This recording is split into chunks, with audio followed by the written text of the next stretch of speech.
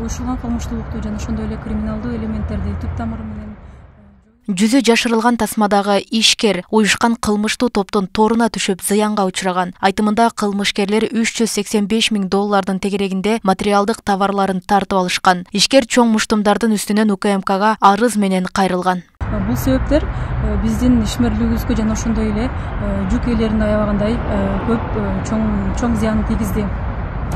Жакшы жыйынтыктын негизинде менин жана ошондой эле жүк ээлеринин атынан урматтуу Камчы Кыдыршаевич сизге жана ошондой эле жалпы УКМКнын кызматкерлерине терең ыраазычылык билдиребиз.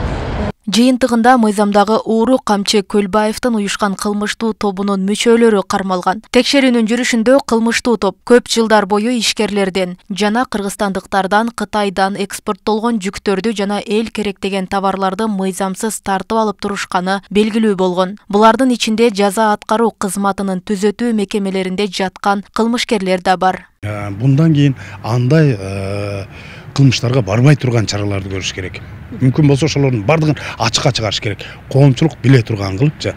Аларга моральный ущербинен бери коюш керек. Себеби канча жылдан бери, же болбосо канчадан бери ошолордун мүлк мисалга 1 жыл калып алган болсо, аларга моральный, материальный ущербинен бери ошолордун эсебинен төлөп бериш керек. Тергөөнүн жыйынтыгында транспорттук логистикалык ишканага жана товар ээлерине уюшкан кылмыштуу топтун мүчөлөрү келтирилген зыяндын орду толтурулду. УКМК буга чейин өлкөдө уюшкан кылмыштуу топтордон жабыркаган ишкерлерге кайрылып кызматташууга чакырган. Атайын кызматтын төрагасы Камчыбек Ташиев өз сөзүндө, эгерде опузалап тартып алганы далилденсе, жаранга мүлкү кайтарылып берилет деп убадалаган. Кафе, ресторандарда доляда олтуруп, чоң ишкерлерге жанагындай салыктарды салып, көмүскөдөгү салыктарды салып, аларга басымдуулук жасап, жада калса ишкерлердин өзү баягы маңдай тери менен жасаган чоң ири бизнестерин тартып алган учурлар биздин өлкөдө абдан көп болгон да.